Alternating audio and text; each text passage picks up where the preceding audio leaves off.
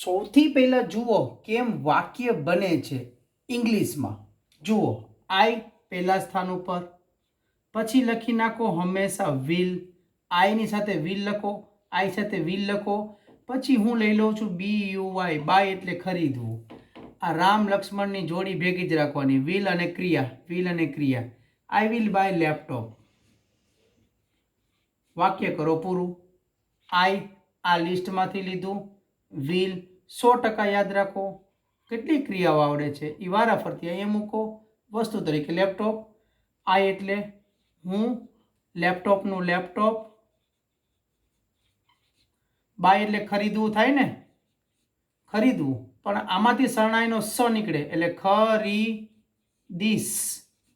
શરણાઈનો સ પૂરો. ગુજરાતીનો છેડો, અંગ્રેજીનું બીજું સ્થાન. હજેક લઈ લો. હવે વી લઈ લો, વી સાથે લઈ લો વિલ.